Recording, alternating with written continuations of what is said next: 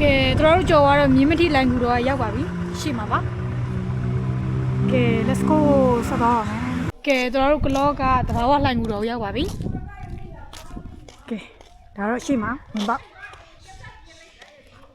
အရန်မှောင်မဲနေလို့ကြောက်လို့ဖော်ခေါ်နေရပါကိုတို့နဲ့ရောက်လိုင်းကူထဲမှာပါ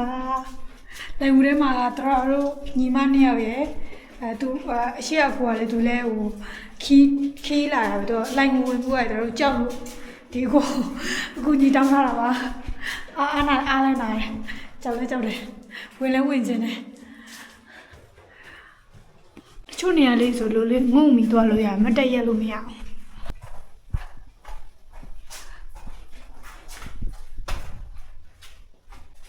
လိုင်းငွေကတော်ရှည်တော့ရှောက်နေရဆိုလို့ရှင်7မိနစ်လောက်တော့ရှိအောင်လိုင်းတို့တော့ရှည်ဒီထဲမှာတော့3ယောက်ပဲရှိတယ်။မောင်မဲကြောက်တယ်တော့ဟိုဘယ်လိုပြောရမလဲဟိုပြင်ဦးမယ်လိုင်းဦးနဲ့မတူဘူးကွာဒီလိုင်းဦးကအရန်ဘယ်လိုပြောရမလဲတော်တော်ကြီးကိုတဘာဝကိုတော်ဆန်းနေတာတအားကျင်တအားမောင်အဲ့လိုမျိုးဖြစ်ကြောက်တယ်ဒီတခြားဧည့်သည်တစုနဲ့တော့တွေ့ပါပြီမလေးနည်းနည်းခုမှပဲတက်ယူနည်းနည်းခြောက်သွားတော့တယ်မလေး confident အပြည့်ပြန်ဖြစ်သွားပါပြီ we are fighter let's go 5မိနစ်လောက်ကြော်မယ်ထင်တယ်ထွက်ပေါက်ကိုရောက်ပါပြီဒီဒါတော့ပြန်ထွက်ပါတော့ထွက်ပါပြီဟိုပြန်ထွက်မှာတော့ခုလိုဈေးရှိပါတယ်ဒီမှာရှမ်းကြီးလေးလည်းရတယ်စားတော့ဒီမှာအထည်တွေကပုံများတော့အထည်ပုံလိုက်ကြီးဆက်လက်ပြီးသွားပါမယ်။ပဲချမ်းနေပြီးတော့ဦးလေးတယောက်ကိုမေးကြဦးလေးလို့လိမ်မော်ချမ်းကြော်လာလားဆိုမဟုတ်ဘူးတဲ့သမီးတို့တွေ့ခဲ့တဲ့ချမ်းပဲဆိုတော့သူကနေပြီးသမီးတို့တဲ့စိုက်ခင်းလေးရိုက်ချင်တယ်ဆိုလို့ရှိရင်သူတို့စိုက်ခင်းလေးရှိတယ်ဒီအောက်ထဲမှာဝင်ရိုက်တဲ့အားချမ်းစိုက်ခင်းလေးတော့သွားမယ်စိုက်ခင်းလေးတွေကိုသွားမယ်တို့စိုက်ခင်းလေးကြားထဲကိုသွားပါမယ်စိုက်ခင်းလေးရန်လာနော်စိုက်ခင်းဘွားမှာတခါမှစိုက်ခင်းထဲမှာဒီလိုမျိုးလမ်းမလျှောက်ဘူးမဖြတ်သန်းမှုတဲ့ lifestyle ဆိုတာဒါကိုပြောရလားရမ်းမိုက်တယ်နော်ကဲနောက်မှာစိုက်ခင်း Oh my god ဘေးမှာလည်းလူတွေရှိရသူတွေ Let's go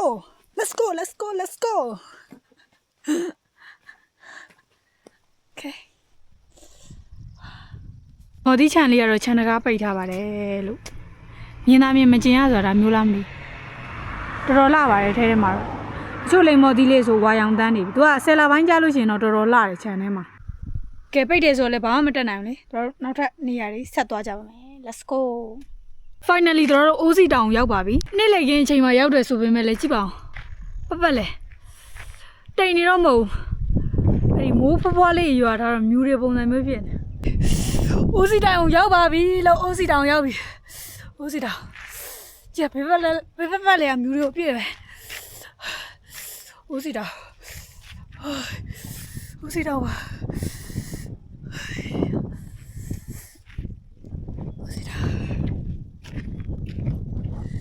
Oh my god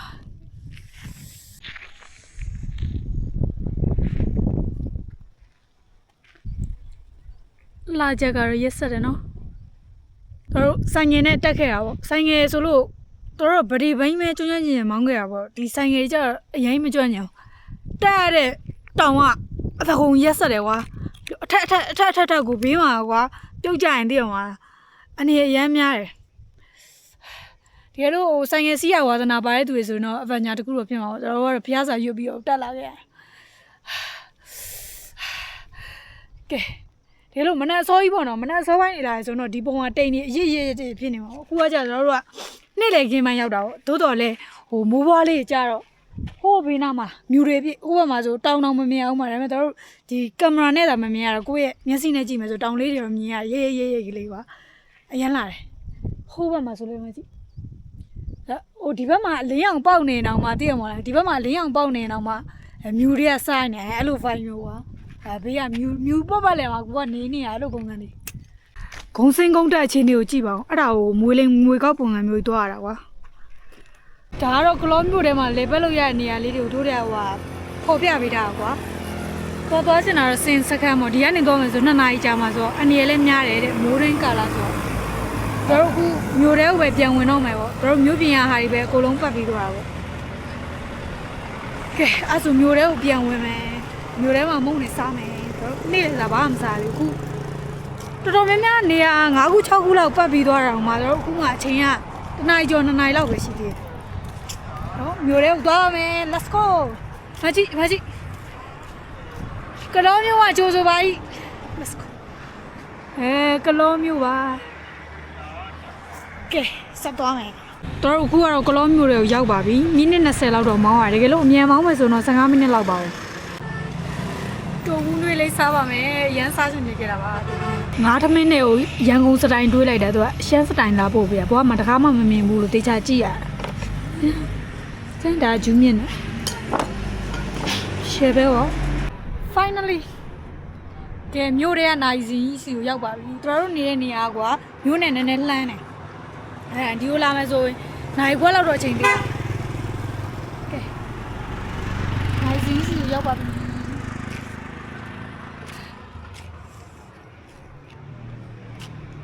နောက်ထပ်ချားနေရလေးဆက်သွားမယ်လိုက်ခဲ့ပါကဲဧည့်သည်တော်ဘောင်းတို့ရေဂလော့ဘူတာကိုရောက်ပါပြီနိုင်စင်ကနေပြီးတော့ဆိုင်ငယ်လေးကွေးလိုက်တာနဲ့ချက်ချင်းတန်းရောက်တယ်ဂလော့ဘူတာသူကဒီမှာဂလော့ဘူတာရှိမယ်ဟိုဘေးဘက်မှာဆိုလို့ရှိရင်တောင်ပတ်လည်းပြီးရှိတယ်မိုက်တယ်ဒီဂလော့ဘူတာတွေကိုသွား let's go ကဲထဲကိုသွားပါမယ်ကဲ finally ရောက်ခဲ့ပြီနော်စမရောက်ခဲ့ပါပြီဒီဟိုးဘက်ဘေးမှာတော့ဘေးလန်းတွေစမရောက်ခဲ့ပါတယ်စမရောက်ခဲ့ပါတယ်ရှင်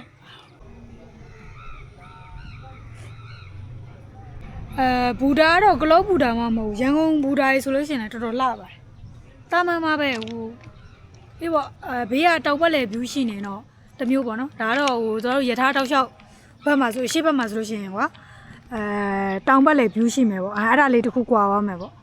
လှပါတယ်ဘူတာကြီးတိုင်းကတော့ရန်ကုန်ဘူတာဆိုလဲလှပါတယ်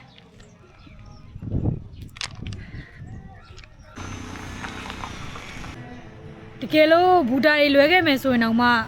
နောက်ဆုံးမှာတော့ကလောဘူတာလေးမှပြန်ဆုံနေတယ်နော်တို့ကလောကနှိဖျားရှိကိုရောက်ပါပြီ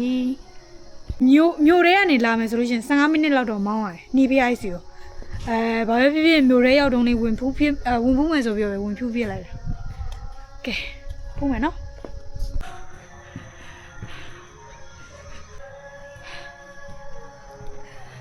နဲတော့လေကလေးမောဝမ်းသာပါတယ်လို့စက်တက်ရကိုဖိုက်တာလို့ထင်တာလေကတစ်တဝက်ပဲရှိသေးတယ်တိုက်ပွဲကြပါခဏနားနေသူကမိုက်တယ်လေကတစ်ဘယ်လိုပြောလေတကယ်အခု20ကျော်လာလို့ရှင်ထိုင်ကုန်လေးထားပေးတာလူမျိုးတကြီးရွယ်ဦးတွေဆိုနားလို့ရအောင်